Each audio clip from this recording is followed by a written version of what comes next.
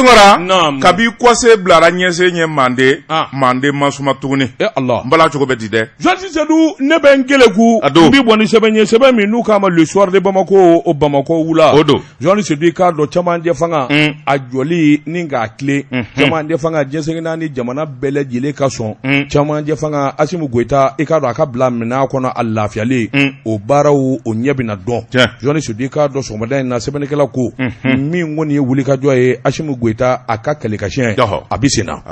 min ye wuli ka jo toy no ye jensengina ni jamana minu ndimine do walema usiranen be mali ye dana ya kase ka nyedon ani wuli ka jo kase ka sabati min ni min wora seda o ka nyinini na ubina Jean Sadou ka do sini somada fe min ye aiwa ma min bi tama ni ale ye seda o ka cidenya to de ko Goodluck Jonathan e ka do abina sini mali kono u ye min ni min nyini seda o ka nywanye min gera kosaina kana lajɛ n'a sɔrɔla baara bɛɛ lajɛlen dafalen a kelen na sabula min ye CEDEAO ministre minnu bɛ wulikajɔ boloda n'o ye u ka jamana ni jamana wɛrɛ cɛ bɔli ye i k'a dɔn n'o ministre affaires étrangères ye Ghana ta o fana bina président commission CEDEAO min ye commissaire aux affaires politiques o bina o tɛmɛnen kɔfɛ min ye wulikajɔ wɛrɛ ani jateminɛw ko min ma comité local de suivi de la transition maa minnu dalen bɛ ka filɛli kɛ a ye Mali jateminɛ an ye min ni min fɔ n'a sɔrɔla a bɛɛ lajɛlen ɲɔgɔn sɔrɔ gɛlɛya min n'an kun y'o fɔ an k'o wuli o fana ciden bina MINUSMA ka taa se mi Sahel ninnu bɛɛ lajɛlen ka ciden bina i k'a dɔn ayiwa min ye Ganakaw ka lasigiden Nigeria lasigiden a bi kɛ ninnu ɲɛna i k'a dɔn u bina wulikajɔ boloda wulikajɔ in kun tɛ dɔwɛrɛ ye Jean Sadou i k'a dɔn min ni min ɲinina Mali fɛ min ni min ɲinina Asimu Goita fɛ cɛmancɛ fanga a dafali cɛmancɛ fanga min ni min kan ka ta min ni min kan ka bari ɲɔgɔn na i ka do bina lajɛ n'a sɔrɔla baaraw daminɛna walima a dafara n'o kɛra kuma min CEDEAO ka kan ka ɲɔgɔn ye wɛrɛ kɛ o ɲɔgɔn ye in de sɛbɛ sa hakilina caman bina ta sɛbɛnnikɛla ko an bɛ don min na ko bi maa min kɔni b'a a wulikajɔ la o ye awɔ Jonathan ye ale ka wulikajɔ ni cɛsiri a ye Mali dɔn a bɛ ne ka malidenw fana sɛbɛkɔrɔ dɔn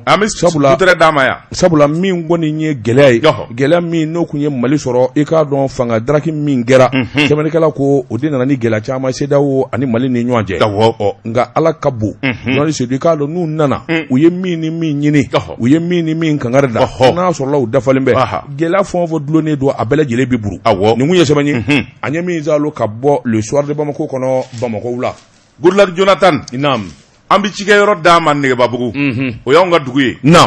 Tartan i bolo don Dabatungara ne bin tɛgɛ don o bi kɛ mi bɔ ni sɛbɛn ye an ko min ma le providentiel parce que ba n'o ye Barahima Dawo ye ni y'a ka sɛbɛn ye Barahima ko politique bunakun kan fɛn min ye wulikajɔ ani baara minnu kɛra maa bɛ se k'i yɛrɛ la ɲininka yala Mali a na to tan wa ni min ye mankan ci ka kari minɛ dɔ bi puruti Mali la ni ka d'o ma M5 RFP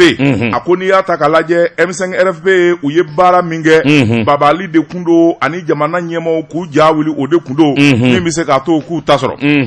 sɛbɛnnikɛla ko a ko n'i y'a ta k'a lajɛ sabula wulikajɔ min kɛra juin kalo tile 5 san 2020 a lawulila kun min kama o ye jamanakuntigi min bɛ yen o donnama kama a n'a nɔnɔw ka bi sɛbɛnnikɛla ko a ko hali ni M5 ma fanga bi maa minnu kɛra sababu ye ka fanga daraki tileganbilen fɛ ni ka taa n'a ye Kati o de kɛra Asimu Goita a n'a nɔnɔw ye sɛbɛnnikɛla ko fanga binna M5 tun bɛ min kɔ o dafara nka ale ni anw m'an ta sɔrɔ fɔlɔ anw niyɔrɔ bi kɛ jumɛn y'a la o wulikajɔ n'o kɛlɛ M5 ma kɛlɛ jigin tile kelen da kelen sɛbɛnnikɛla ko a ko n'i y'a ta k'a lajɛ fɛn min ye M5 ye waati min ni IBK taara bandaw taara ka bila ye Moktar Wani sigira M5 yɛrɛ salila fɛn bɛɛ lajɛlen la sabu Moktar Wani sigiyɔrɔ dɛ u kun bɛ yen de kɔ sɛbɛnnikɛla ko n'i ye kɛlɛ o kɛlɛ misikunko la dadugula nɔfɛ ko don M5 ko nin fanga in y'olu de ta ye olu de bi maa bolola sɔn maa man k'olu bolola sɔn sabula olu de ye kare minɛ ka kɛlɛ kɛ wa olu de y'a bi maa caman jisuma sɔgɔ d'u ma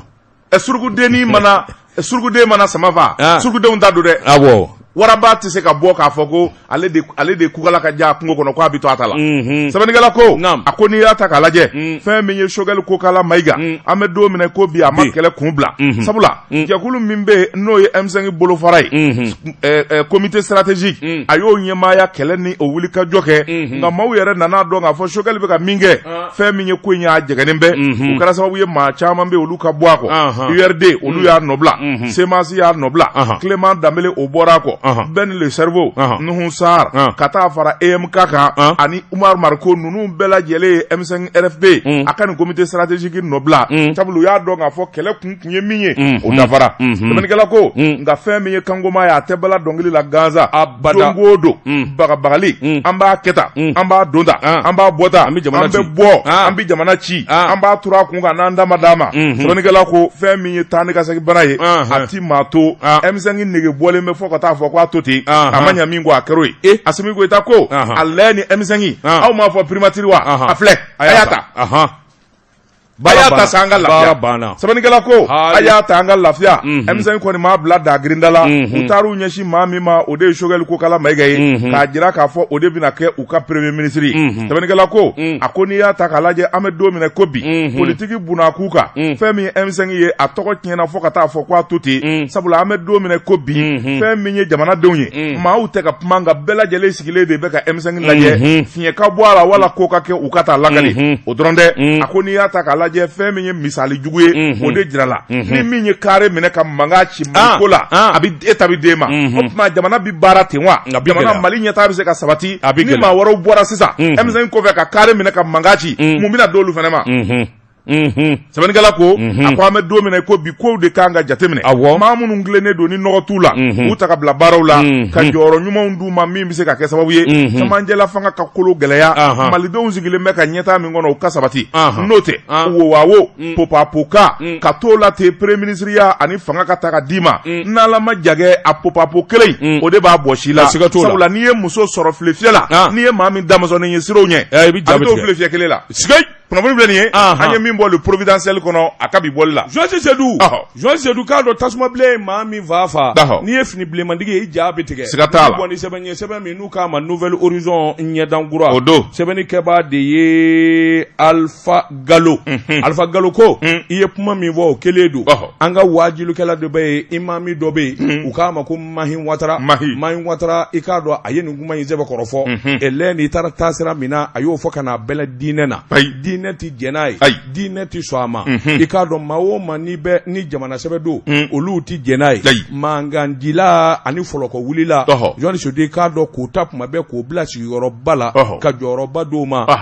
Joasi Seydou a ko i k'a dɔn o ti kɛ sababu ye abada jamana ka suma Imam Watara i k'a dɔn a ka wajilu de senfɛ a y'i da don kɔrɔfɔ in na k'a sɛbɛn kɔrɔfɔ a ko Mali kɛra jamana ye maanifin kamana gɔnna fo k'a fɔ k'a to ten a ko i k'a dɔn maa o maa n'o de dimina i ye marifa ta walima ka taama kolo gɛlɛnw boloda ka mankanba cili daminɛ jamana kɔnɔ fanga bi yɛrɛ fanga bi siran i k'a dɔn o da kolo bɛ ten ka filenkolon di e ka jɔyɔrɔ o bɛ ta ka d'e ma fo jɔyɔrɔ belebele Joasi Seydou walima jamana na to nin danga in na wa ɲininkali tun bɛ bɛn a ko min ye gouvernement ye maa si man ka ta ka bila foroba baara la k'i ye mangandila ye walima i k'a dɔn i ka kule k'a bɛ mɛn walima marifa b'i bolo a ko a bɛ misali di a ko min ye rébellion min i k'a dɔn o kɛ furadama ka n'a bila bi la min ye kɔrɔnfɛnmɔɔw ye u bɛ ta ka don baarada la u ti kɔnkuru kɛ i k'a dɔn foyi ti wajibiya u kan sabula sirankelen dun ɲɛ marifa b'u bolo u bɛ mankan wuli Joasi Seydou i k'a dɔn kɔsɔ in na min ye jamana kɔnɔna ye i k'a dɔn dɔw fana ye mankanba wuli mankan in wulili nana ni jamana ɲaami ye i k'a dɔn sigiyɔrɔko kɛlɛ ani wulikajɔ min b'o kofɔ a laban u y'u da de fo jɔyɔrɔ dir'u ma sɛbɛnnikɛla ko awa min ye Imam Mahi a ko n'an m'an jan don an yɛrɛ la jamana ti to tan minnu filɛ ka mankan kɛ n'u sigira ka kalo damadɔ kɛ maa wɛrɛ mana bɔ ka mankan kɛ kun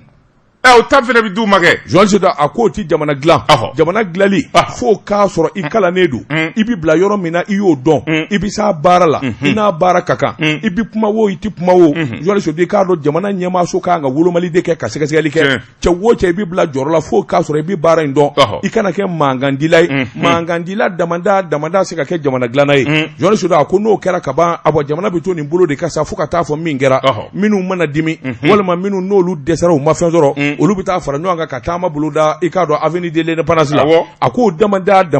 o b'an se kɔ a ko n'i ye jamana in ta k'a lajɛ nin kɔsɔ in na taama bolo ani mangandilaw olu damada de filɛ ka jɔyɔrɔ sɔrɔ a ko kira tile la i k'a dɔn o ye kangari da kɛ sallallahu alaihi wasallam min ye Imam Mahi ale de y'a fɔ a ko awa min ye kira tile la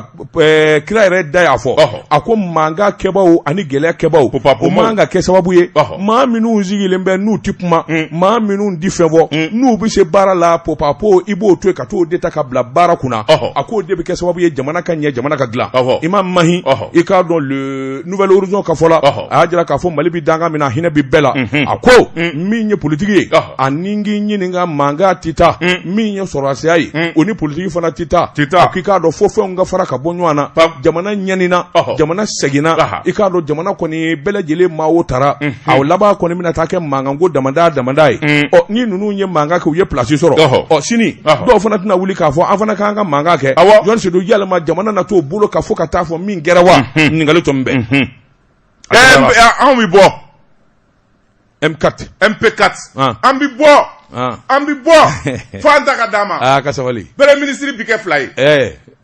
non a ye sabali a kana bɔ premier ministre bi kɛ 2 ye anw fana bi premier ministre kɔ awɔ Jɔn Sedu ne kɔni bɛ ayiwa kangari min da M5 RFP Jɔn Sedu u ka ɲɔgɔn wele i Clément ni ayiwa docteur Umaru Mariko ka taa se Kawujum ma u ka bɛɛ lajɛlen wele maa ye kɛlɛ in kɛ ɲɔgɔn fɛ n'u bɔra kɛrɛda fɛ u ka bɛɛ wele ka fara ɲɔgɔn kan o de bɛ kɛ sababu ye baara ka ɲɛ e ko ka Kawujum de wele u ka wele ayi Kawujum ti wele o munna Kawujum taara n'a yɛrɛ ye o mini bi CICB la Choguel Kokala le futur premier ministre a ka chef de protocole garde corps o de ye Kawujum ye mais c'est une bonne chose hein Choguel bolo de mina b'a bolo a bi escalier ta a ka n'o bɛɛ kɛ saboteli ça c'est une bonne chose moi je trouve ça ne ko de ngo o ye ko ɲuman ye Issa Kawujum je le félicite parce qu'il a compris la politique a ye Mali politique faamu Choguel ma sɛgɛn k'a sɔrɔ koyi a y'a sɔrɔ carré de kɔnɔ wa Issa Kawujum fana i bi Choguel bolo minɛ carré de kɔnɔ ye o de don carré kɔnɔ fanga de tɛ wa ala k'a ɲɛ ami nin bɛɛ bi ban o ni nin cɛmancɛ fanga in ngolu la k'a ban mɔgɔw kana kɔrɔtɔ kalo damadɔ o ye ko gɛlɛn ye awɔ Issa Kawujum félicitations merci nin kun ye sɛbɛn ye n ye min bɔ nouvelle horizon kɔnɔ ɲɛdankura Tabatu kana ne bin tɛgɛ don o bi kɛ ko ni sɛbɛn ye an ko min ma info 7 Yusufu Sisogo ni y'a ka sɛbɛn ye Yusufu Sisogo ko a ko n'i y'a ta k'a lajɛ fɛn min ye Choguel Kokala Mayiga ye a kɔ bi se ka giriya cogo min sabula min kun b'a kan premier ministre don sɛbɛn kɔni fɛn min ye Asimi Goita ye a bɔ palais de congrès la fɛn min ye kalikasiyɛn na fɛn min ye sɛbɛnfura fɔlɔ min n'a b'a bolo bila o la dɔwɛrɛ tɛ Choguel Kokala Mayiga a bi n'o den sigi sabula fɛn min ye o ko ye o tɛ gundo ye bilen sɛbɛnnikɛla ko a ko n'i y'a ta k'a lajɛ Choguel Kokala min bi sigi danganiya jumɛn bɛ min y'a to Choguel bi ta ka sigi yala ko dɔ don wa a ko n'i y'a ta k'a lajɛ yala kala don wa yala jama de bɛ Choguel kɔ o de don wa sɛbɛnnikɛla ko maa b'i yɛrɛ ɲininko la nka min kɔni jɛlen bɛ Choguel Kokala Mayiga a y'a dɔn k'a fɔ fɛn min ye wulikajɔ min n'o kun bolo dalen bɛ juma don k'a fɔ u bɛ taa ŋaniya jira kɛ fɛn min ye boulevard de l'indépendance la Choguel kɔni a y'a dɔn k'a fɔ o sigi a man ka majɛ fiyewu sabula ni jama bɔra ka caya ale nɔfɛ boulevard la tuguni jango ale bɛna kɛ premier ministre ye a bɛ kɛ sababu ye Asimi Goita b'a fɔ ko m'a fɔ aw ye n'an kun b'a ta dun jama b'a kɔ koyi sɛbɛnnikɛla ko a ko Choguel a y'o wuli ka jɔ min kɛ fɛn min ye carré ye n'o ye maaw ye manganjilaw olu kɔni ye fangaba de di Choguel Kokala Mayiga ma sabula fɛn min ye meeting ye buruni b'u bolo u b'a fiyɛ u bɛ kule yan fɛ bururu yan fɛ barara yan fɛ sɛbɛnnikɛla ko jama nana minɛ ka yɔrɔ fa sɔsɔn hali n'a ma Mamadu Diko tile tabɔ jama bɔra sɛbɛnnikɛla ko a ko n'i y'a ta k'a lajɛ kɔrɔfɔ minnu fɔra ani kuma minnu fɔra o kɔni b'a jira k'a fɔ fanga dira M5 ma wa M5 tun b'o de ɲini o tuma anw sago sɔrɔla sɛbɛnnikɛla ko a ko n'i y'a ta k'a lajɛ min dora Choguel ye o ye k'a fɔ fɛn min ye jamana dɛmɛbaa minnu bɛ n'olu salila sɛbɛnnikɛla ko o caman bɛrɛ bɛ yen minnu diminen bɛ sabula ka Choguel ta k'a fɔ a bɛ kɛ premier ministre ye o man di CEDEAO fana ye o sabula CEDEAO i ye cɛ min dɔn a fɔ Goodluck Jonathan ale delila ka na Choguel Kokala Mayiga deli i bɛ ka tile la yan a banna oui mankan tun bɛ senna kuma min fo a waati u ko assemblée ka ci cour constitutionnelle ka ci député bulo ka ci a kɛra Choguel banna o dɔrɔn dɛ a ko fɛn min ye Mali ani a dancɛ jamanaw ye a jamanakuntigiw caman nana Mali la yan u ni Choguel ye ɲɔgɔn ye a ma duman f'u ye misali Alassane Dramane Ouattara n'a fɔ u nana yan Choguel ma duman f'u ye o dɔrɔn dɛ a ko fɛn min ye Mamadu Diko ye o kɔfɛ Mamadu Diko bɔlen yɛrɛ ye tubabukanba min fɔ je préfère mourir en martyr que trahir a kuma k'o bɛ yen dɛ maaw ma ɲinɛ o ye de tout ça c'est récent ni tiɲɛ don koyi sɛbɛnnikɛla ko a ko nin n'a damanda baara kɔni a bɛna gɛlɛya Choguel bolo fo ka taa fɔ ko a to ten sabula a ko fɛn min ye kɔlɔsilikɛlaw ye olu ye min fɔ fan dɔ ninnu fɛ maaw sigilen bɛ ka lajɛli kɛ Choguel kɔni n'a kɛra premier ministre ye u k'u jija gouvernement min bɛ sigi bɛɛ ka don a la hali n'a bɛ kɛ maa 40 ye bɛɛ ka don ni bɛɛ ni yɔrɔ ma sɔrɔ a la o tuma maaw bɛ kɛlɛ kɛ kɛlɛ bɛna wuli sɛbɛnnikɛla ko fɛn min ye kɛlɛ walasa kana wuli hakilinaw de kan ka kɛ kelen ye laɲiniw ka sabati nka kelen Choguel kɔni a y'a jira k'a fɔ fɛn min ye kɛnɛ in kan émission in kan nin meeting in kɛnɛ kan k'a fɔ fɛn min ye faransi ye a bɛ t'u nɔfɛ a bɛ taa faransi nɔfɛ maa o maa dimina n'o taara Choguel ko a bɛ t'o bɛɛ lajɛlen nɔfɛ ka na sabula maa kelen tɛ se ko la kunnafoni filɛ nin ye an ye min bɔ info asset kɔnɔ a ka bi bɔli la Josi Seydou n bɛ n keleku n bɛ bɔ ni sɛbɛn ye sɛbɛn min n'u k'a ma la sirène sɛbɛnnikɛbaa de ye Dugufana Keyita ko an ka bɔ politiki la an ka taa jamana yɛrɛ ninkun la jamana ninkun ye sɛnɛ ye sɛnɛ maa ko fɔ sɔrɔba bɛ fɛn min na kosɛbɛ Josi Seydou i k'a dɔn o ye kɔɔri ye Mali kɔɔri ko Josi Seydou ni Ala ma jan kɔɔri sɛnɛ a bɛ ban jamana in kɔnɔ pendew k'a sababu kɛ sɛnɛkɛlaw bilalen bɛ u damana u to m'u yɛrɛ bolo Josi Seydou k'a dɔn jamana kan ka wulikajɔ fɔ o fɔ kɛ ni k'u magɛn walima layidu minnu dara si kelen de min dafalen bɛ malidenw da walen don Josi Seydou k'a dɔn sɛnɛkɛlaw i k'a dɔn kelen bɛ k'u wakilu kɛ Ala ye samiyaji i k'a dɔn a binna ka ban min ye kɔɔri sɛnɛ ye Josi Seydou kabini mois de mai min ye wulikajɔ ni cɛsiri ye a wa kɔɔri sɛnɛnaw olu bɛ baara daminɛ sabula min ye nɔgɔ ye angɛrɛ donni foro kɔnɔ a bɛ daminɛ kabini o waati Josi Seydou k'a dɔn kɔɔri si ɲuman sɔrɔli kabini o waati k'a dɔn b'o wulikajɔ boloda jamana kun ye layidu kɛ i k'a dɔn cɛmancɛ fanga daminɛ k'a fɔ angɛrɛ i k'a dɔn ani kɔɔri si a sɔrɔli joona jamana ta fa ye min ye ale b'o wari sara waasa u bɛ lafiya bɔda sɔrɔ min ye sɛnɛkɛfɛnw ye u ka se ka sɔrɔ u fɛ sɛbɛnnikɛlaw ko kuma in kɔni kɛra kuma dumani ye nka a kɛwale gɛlɛyara sabula a don min ye kɔɔri sɛnɛw ni hakili b'a la salo maa min ma sɔn ka kɔɔri sɛnɛ jamana kɔnɔ o de cayara kosɛbɛ ka k'u t'a k'a la bilen Josi Seydou k'a dɔn cɛmancɛ fanga nana o kɔni ye layidu caman da premier ministre kɔrɔ yɛrɛ ye layidu caman da Josi Seydou k'a dɔn wulikajɔ caman kɛra nka an bɛ don min na ko bi a kelen de ye min ye san sɔrɔ samiyaji dun binnen don kɔɔri sɛnɛ n'a waati don kɔɔri sɛnɛnaw ka wulikajɔ ni cɛsiri o fana waati de b'o la Josi Seydou k'a dɔn tɛmɛnen kɔfɛ min ye a bɔ kɔɔri sɛnɛnaw ka ɲɛmaa kura min fana talen bɛ ka bila yen Josi Seydou k'a dɔn hakaja nin kɔni ye makari ko da de ye sɛbɛnnikɛla ko a tɛ se bi a tɛ se sini sabula n'a sɔrɔla a bɛ se kɔɔri sɛnɛnaw samiyaji binnen min filɛ san b'a sɔrɔ wulikajɔ ni cɛsiri bolo dalen don fa bɛɛ lajɛlen la jɔn do de ko Sanusi Buyasi la ko ayi o tɛ kɔɔri SMDT ta jɔn ye SMDT PDG ya Nangɔ Danbɛlɛ o kɔni tɛ o tɛ an kɔni bɛ taa ka segin don o don an kɔfɛ. Mais attention, Nango, il est membre de l'association. De quoi? L'association dont le président, c'est l'ingénieur des ingénieurs. Aw ka tɔ sa. Anw ka tɔ jumɛn? Aw ka association sa. Laquelle? Association. Association kɛmɛ ni mugan de bɛ jumɛn kelen? Aw ta ɲi. Anw ta ɲi ye jumɛn ye? L'association des Amady Ɲama dɛ. De quoi? Il est là-dedans, hein? Quelle association? Il te sera qu'à fonner. Association des handicapés du Mali. Nango est handicapé. Nango est nambradi. Oh, monsieur Gadouazega. Eh, mami, Banabatoni, no. Yaro Kwani, Allah, on dura la kwe. Josi Seydou. Sɛbɛnnikɛla ko a ko i k'a dɔn awa minnu bɛ sɛnɛ dɔn minnu kɔni ka hakilina ye sɛnɛko yɛrɛ ye u y'a jira k'a fɔ ni Ala ma jan kɛ min ye ɲinan kɔɔri ko fana ye a bɛ don galama na jamana in dun bɛ nafolo min sɔrɔ kɔɔri feereli la a fanga ka bon kosɛbɛ yalima an na sigi k'o fana taatɔ lajɛ wa Josi Seydou mɔɔw bɛ ɲɔgɔn furu fara la i k'a dɔn CMDT ɲɛmaa dɛsɛra i k'a dɔn APK min ɲɛmaa i k'a dɔn maa t'o sugu dɔn nin damanda faralen ɲɔgɔn kan sɛnɛkɛlaw olu fana diminen don fo k'a fɔ k'a to ten angɛrɛ ma sɔrɔ Josi Seydou k'a dɔn a bɔ kɔɔri ɲuman ma sɔrɔ a ko i k'a dɔn a balana min ye Mali ye Ala yɛrɛ de b'a bɔ nin ko damadɔ mana ɲɔgɔn sɔrɔ jamana o jamana na ni Ala ko yɛrɛ tɛ i k'a dɔn a tɛ kisi nin kun ye sɛbɛn ye Dugufana Keyita ka sɛbɛn don an ye min bɔ la sirɛni kɔnɔ a ka bi bɔ la u tɛ taa Bakari Togola nɔfɛ Bakari n'a ka ko bɛɛ a tɛ se nin ma a ko kɔni kun tɛ gɛlɛya ka se nin ma ayi a tɛ gɛlɛya ka se nin ma ça c'est vrai oui mais qu'est-ce que tu veux Mama ni kana ngana jamana ngono ba dabiri dala n'u ma fere ke ala non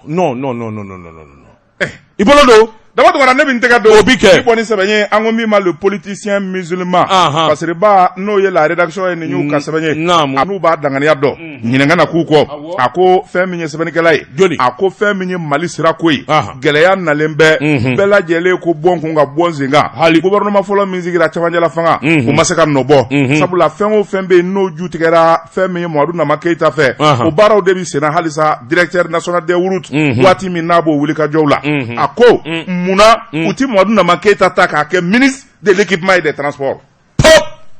ajuru kuntugole yoyi kasira ko dama awo kati daga suna awo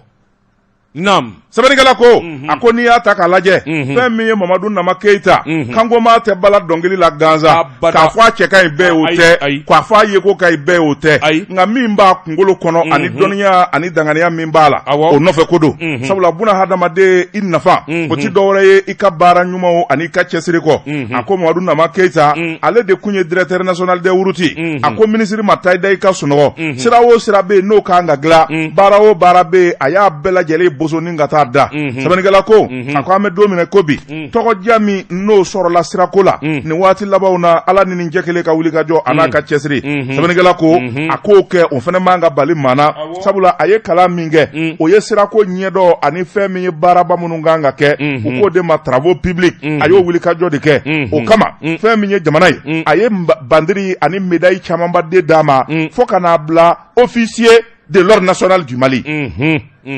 eta nywango tede eta dide nyalani ngale tai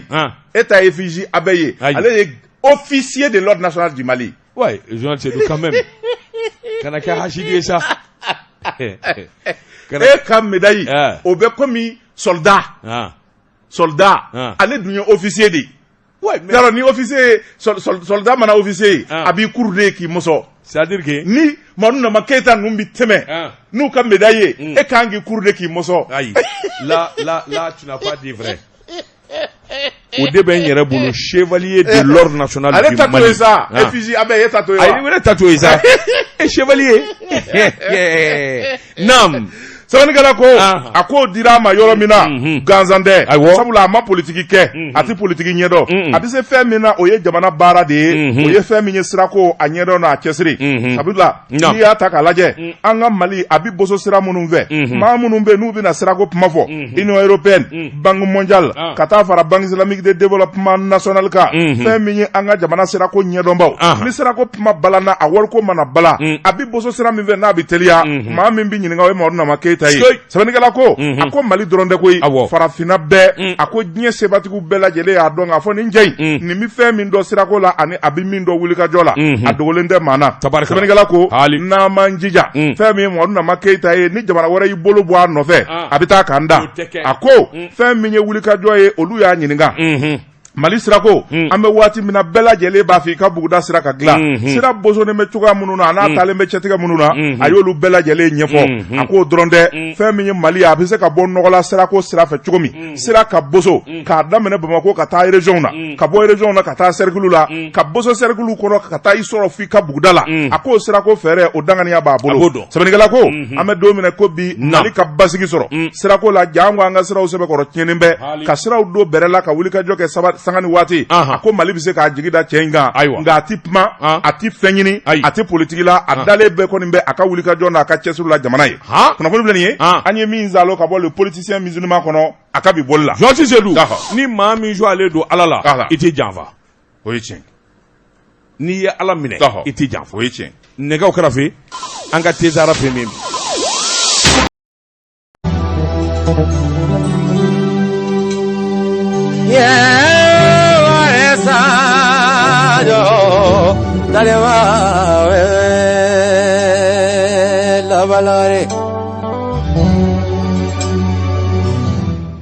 Dabatungara nam yerma koyi Jɔnti Sedu ne bɛ n kele ku n bi bɔ ni sɛbɛn ye sɛbɛn min n'u k'a ma l'événement o don Jɔnti Sedu k'a dɔn ko min n'a kɛcogo ma ɲɛ a fɔcogo ti ɲɛ sɛbɛnni kɛbaa de ye Dieudonné Tembeli Dieudonné ko a k'i k'a dɔn ŋanamu a b'a don ɲa dugusɛjɛ i k'a dɔn i ta ye malo ye Bayidi Daramɛ i k'a dɔn ka bɔ Faransikaw fɛ yen Jɔnti Sedu i k'a dɔn nin tɔn belebele min ye wulikajɔ kɛ ka cɛsiri kɛ kabini 2015 ka n'a bila bi la dɔw ko a ti ɲɛ sɔrɔ a ti kɛ tɔn ye min ye kangarida caman ye ani sɛbɛnfura caman jira ka ɲɛsin a ma sɛjɛmu dun bɛ dɔnni yɔrɔ min na bi jamana 48 i k'a dɔn bureau fédéral 2 min ye États-Unis ani Nigeria i k'a dɔn a saradalen bɛ nin bɛɛ lajɛlen la sɛbɛnnikɛla ko a wa sɛjɛmu sigi furadama ka n'a bila bi la san 2015 wulikajɔ fɛn o fɛn kɛra a bɛɛ lajɛlen kɛra sariya de kɔnɔ ani hakiliw jagabɔli la bureau falen min kɛra sababu ye Mamadu Sherifu a bila minɛn min kɔnɔ o tɛ sɛjɛmu i k'a dɔn a tɛ politiki tɔn dɛ a tɛ politiki baara kɛ Bayidi Daramɛ dun baden kɔrɔkɛ fa kelen ba kelen o bi tɔn min na o de ye parrainage ye ni dun ye parrainage ko fɔ jamana in kɔnɔ i k'a dɔn a jɔyɔrɔ man bon kosɛbɛ politiki bunna k'u ka fanga ba t'a la Bayidi k'ale k'a don Bayidi bɛ parrainage la parrainage président dɔgɔnin don fa kelen ba kelen o b'a don parrainage la ça fait de lui un membre a bɛ ti Mali dɔn sɛbɛnnikɛla fɛnɛ Jɔnti Sedu sɛbɛnnikɛla ko a ko i k'a dɔn Bayidi ka wulikajɔ ni a wa cɛsiri a bɛɛ lajɛlen kun de ye i k'a dɔn ka se ka nin dɔn in walankata o yɛrɛ k'i bɔ a la ŋanamu ni bingani i k'a dɔn sabula ale yɛrɛ ti baara jɔlen na Faransi a ti ko a la a ka taa Faransi i k'a dɔn banki la banki bɛɛ lajɛlen b'a nɔfɛ juru min b'a kan o fanga ka bon Jɔnti Sedu ni ti baara la n'i taara banki wari ta i n'o sara dɛ sɛbɛnnikɛla ko Bayidi Daramɛ min ye sɛdɛmu ɲɛmɔgɔw ka fɔ ye Bayidi Daramɛ yɛrɛ bɛ balo min na den caman de sɔrɔlen b'a fɛ a ni dun ye den caman sɔrɔ tubabuw fɛ olu bɛ to ka wari min d'i ma kalo denw ka allocation familiale a bɛ balo o de la et tu prétends être le président du 16e. Mais attends, ses enfants, c'est pour lui ou bien John Dadou? Mais c'est son droit. Jagaboli la. Bureau fallait. Min kɛra sababu ye Mamadu Sherifu a bila minɛn min kɔnɔ o tɛ. CDM i k'a dɔn a tɛ politiki tɔn dɛ. A tɛ politiki baara kɛ. Bayidi Daramɛ dun baden kɔrɔkɛ fa kelen ba kelen. O bi tɔn min na o de ye parrainage ye. Ni dun ye parrainage ko fɔ jamana in kɔnɔ i k'a dɔn a jɔyɔrɔ man bon kosɛbɛ. Politiki bunna k'u ka fanga ba t'a la. Bayidi k'ale k'a don. Bayidi bɛ parrainage la. Parrainage président dɔgɔnin don fa kelen ba kelen. O b'a don parrainage la. Ça fait de lui un membre. A bɛ ti Mali dɔn sɛbɛnnikɛla fɛnɛ Jɔnti Sedu sɛbɛnnikɛla ko a ko i k'a dɔn Bayidi ka wulikajɔ ni a wa cɛsiri a bɛɛ lajɛlen kun de ye i k'a dɔn ka se ka nin dɔn in walankata o yɛrɛ k'i bɔ a la ŋanamu ni bingani i k'a dɔn sabula ale yɛrɛ ti baara jɔlen na Faransi a ti ko a la a ka taa Faransi i k'a dɔn banki la banki bɛɛ lajɛlen b'a nɔfɛ juru min b'a kan o fanga ka bon Jɔnti Sedu ni ti baara la n'i taara banki wari ta i n'o sara dɛ sɛbɛnnikɛla ko Bayidi Daramɛ min ye CDM ɲɛmɔgɔw ka fɔ ye Bayidi Daramɛ yɛrɛ bɛ balo min na den caman de sɔrɔlen b'a fɛ a ni dun ye den caman sɔrɔ tubabuw fɛ olu bɛ to ka wari min d'i ma kalo denw ka allocation familiale a bɛ balo o de la et tu prétends être le président du 16e. Mais attends, ses enfants, c'est pour lui ou bien John Dadou? Mais c'est son droit. Ani 16e jɛkulu don minnu ka cɛsiri ɲɛsinnen bɛ malidenw ma minnu jamana kɔnɔ effectivement u y'u ka do jira u y'u ka baara jira imagine aucune raison ko ne t'u dɛmɛ ni tɔnkura sigira sen kan sini 3 4 a bɛɛ ɲɛsinnen bɛ malidenw ma u b'u dɛmɛ ma mon rôle c'est ça ne ka rôle o dɔrɔn de o ni maa ma nana ni maa ma tɔnsigi ni maa ma nana e b'o dɛmɛ ni maa ma Bédi fana ye 16e sigi dɛ o dɛmɛ dɛ non le problème c'est que Bédi a ti ko a la a ka taa Faransi i k'a dɔn banki la banki bɛɛ lajɛlen b'a nɔfɛ juru min b'a kan o fanga ka bon Jɔnti Sedu ni ti baara la n'i taara banki wari ta i n'o sara dɛ sɛbɛnnikɛla ko Bayidi Daramɛ min ye CDM ɲɛmɔgɔw ka fɔ ye Bayidi Daramɛ yɛrɛ bɛ balo min na den caman de sɔrɔlen b'a fɛ a ni dun ye den caman sɔrɔ tubabuw fɛ olu bɛ to ka wari min d'i ma kalo denw ka allocation familiale a bɛ balo o de la et tu prétends être le président du 16e. Mais attends, ses enfants, c'est pour lui ou bien John Dadou? Mais c'est son droit. Ani 16e jɛkulu don minnu ka cɛsiri ɲɛsinnen bɛ malidenw ma minnu jamana kɔnɔ effectivement u y'u ka do jira u y'u ka baara jira imagine aucune raison ko ne t'u dɛmɛ ni tɔnkura sigira sen kan sini 3 4 a bɛɛ ɲɛsinnen bɛ malidenw ma u b'u dɛmɛ ma mon rôle c'est ça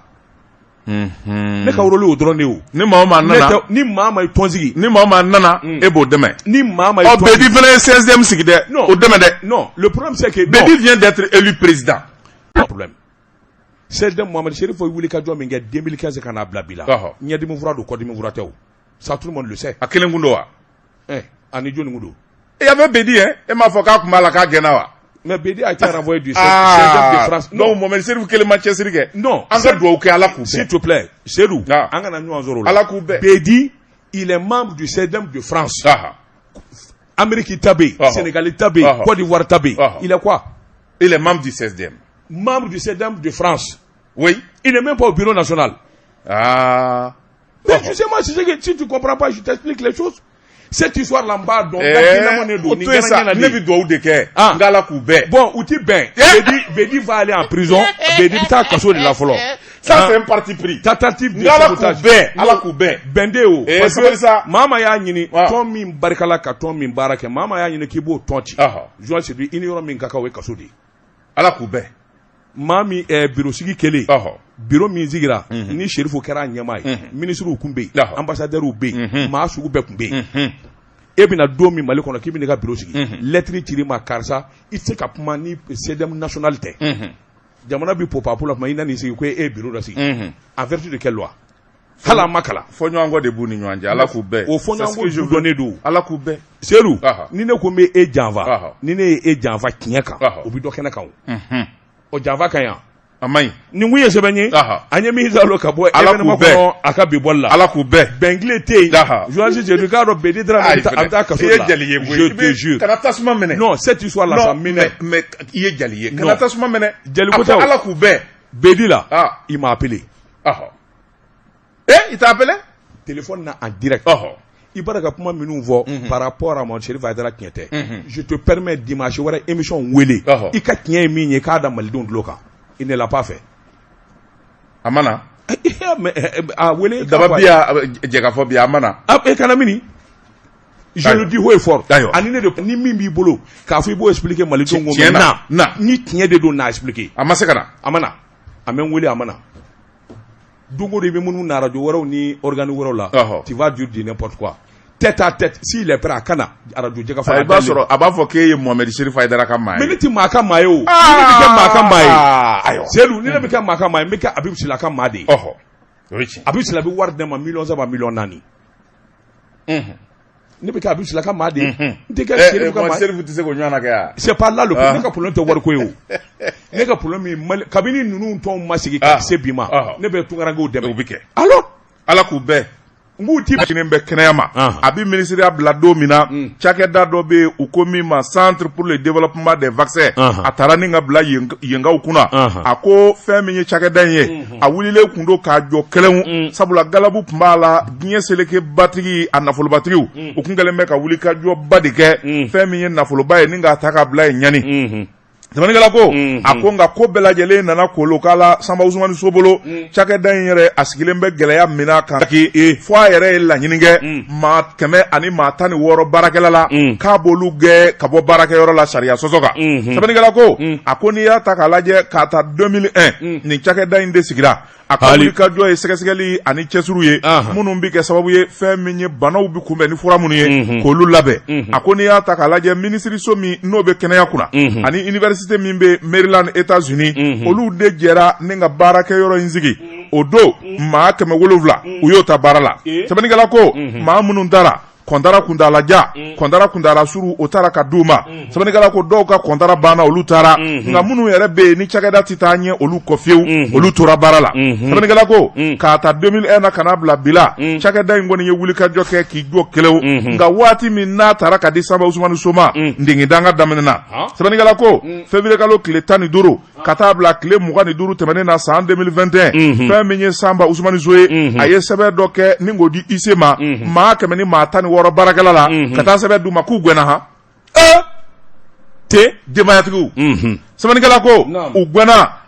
u ko nin sɛbɛn yala fili don wa maa 100 ni maa 16 k'o bɛɛ kɛ sɔgɔmada kelen danganiya bɛ min o k'o yɔrɔnin bɛɛ lajɛlen fɛn min ye baarakɛlaw u ye ɲɔgɔn fara ɲɔgɔn kan ni ka ɲɔgɔn kunnafoni Dr Birahima Kulibali ale bi kuma baarakɛlaw to a la minnu gɛnna sariya sɔsɔ kan o tuma u nana ko bɛɛ lajɛlen da sariyatigiw ɲɛkɔrɔ inspection du travail o labanna ni ka sɛbɛnni kɛ k'a ci Sanba Usumani Soma k'a fɔ a ye i ye nin papier min kɛ k'a fɔ maa 100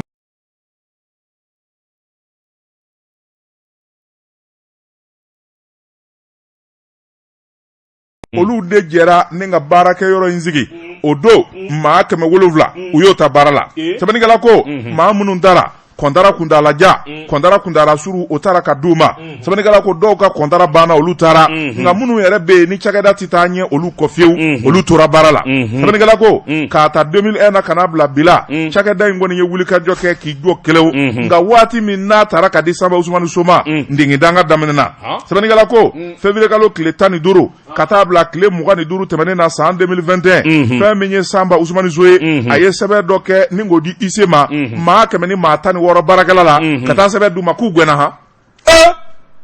te denbayatigiw sɛbɛnnikɛla ko u gɛnna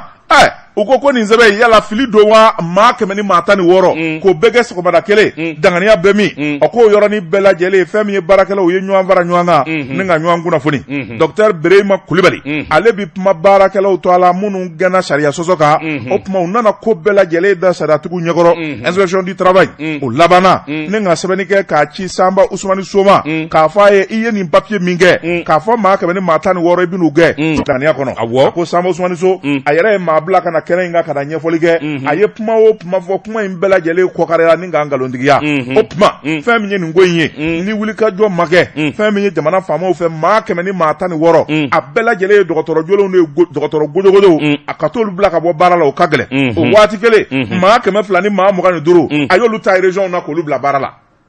ni dalu jumɛn ye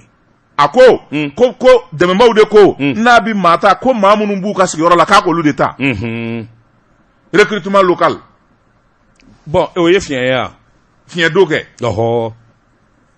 recrutement local maa kalannen n'a dɔgɔtɔrɔ jolen maa 100 ni maa 16 b'e bolo e ye jɔn ni métier ko a tɛ taa recrutement local fana tɛ kojugu ye dɛ ne ye dɔgɔtɔrɔ recrutement kura kɛ o tuma kɔrɔlen minnu bɛ yen olu ye mun kɛ i la tubabukan don maa 100 ni maa 16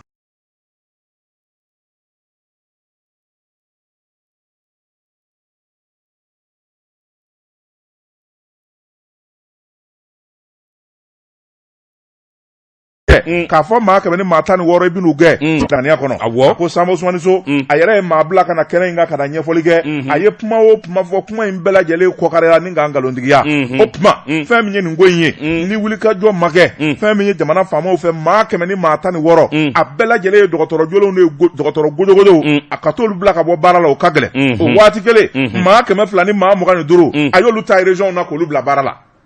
ni dalu jumɛn ye a ko dɛmɛbaw de ko n'a bi maa ta ko maa minnu b'u ka sigiyɔrɔ la k'a k'olu de ta recrutement local bon o ye fiɲɛ ye a fiɲɛ do kɛ recrutement local maa kalannen n'a dɔgɔtɔrɔ jolen maa 100 ni maa 16 b'e bolo e ye jɔn ni métier ko a tɛ taa recrutement local fana tɛ kojugu ye dɛ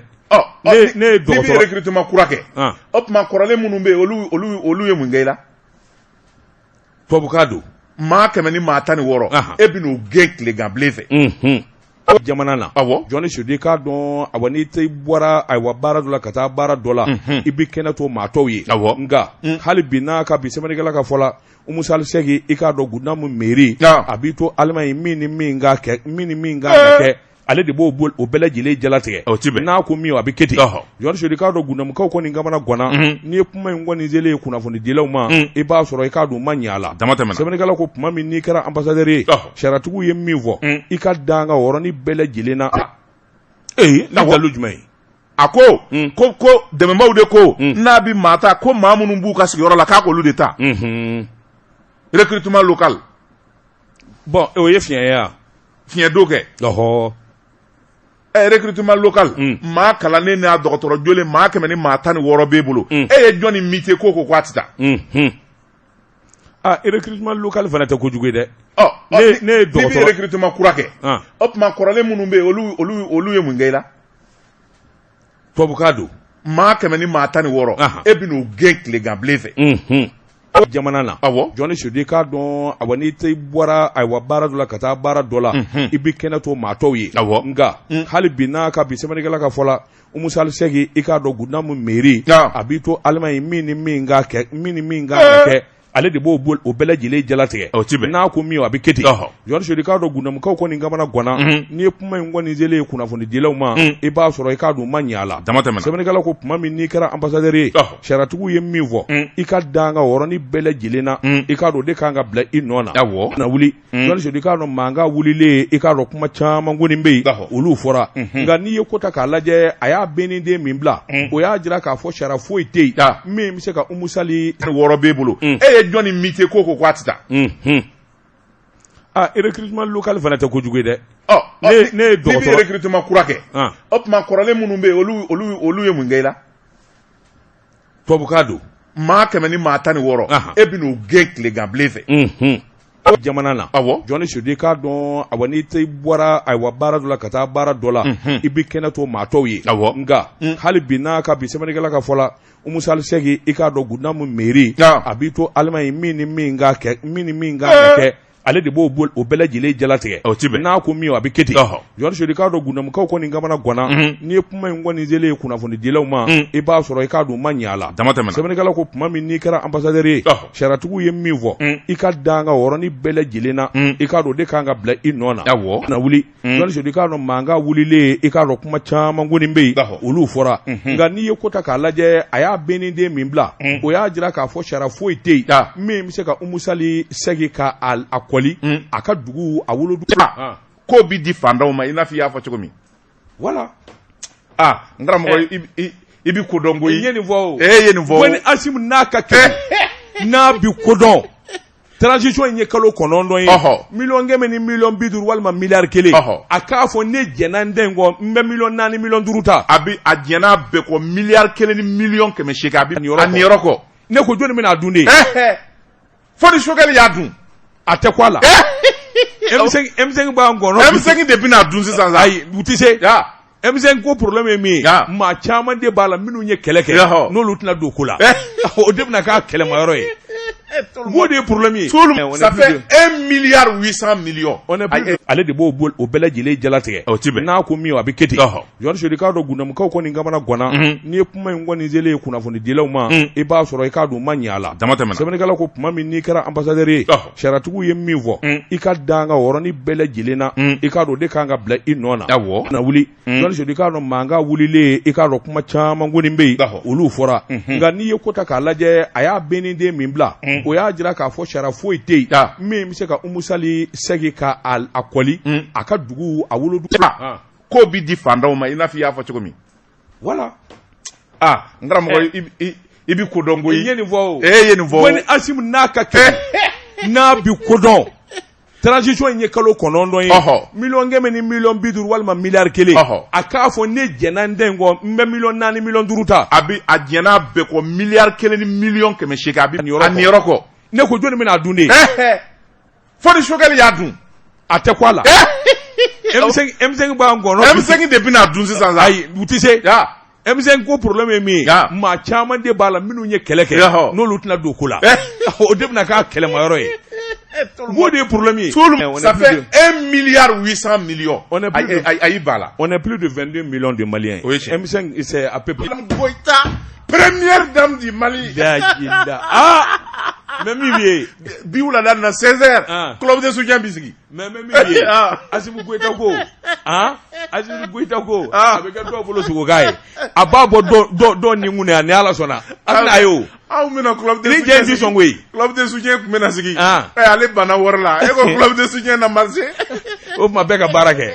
Joyce du waati n'a ka waati ma se bita kɔnɔ an b'a bila yan sisan dani na min ye farikoloɲɛkɛlaw ye Burapele ani Sidi an'u tɔw u bɛna farikoloɲɛjɛ boloda surafana t'u ma du su in na nɛgɛ ɲɛ 20 segin bɛ kɛ nin gafe kelen kan nɛgɛ ɲɛ 21 sanga 30 ne bɛ se ka na kumaso kɔnɔ bamanankan ni ne wulila min ye Seydou Tarawele bamanan Ala ka hinɛ a ka kalanden Madani Touré u bɛ ni sɔni da dusukun kuma kan Joyce Seydou ni Ala jɛna n'a sini sɛbɛnfɔlɔkɔrɔw bɛ bɔ an bɛ kɛnɛ ka k'olu lakali Ahmed Jakite bolo tun bɛ Choix Kwɛlɛ la journaliste Seydou Daba Tunkara wa assalam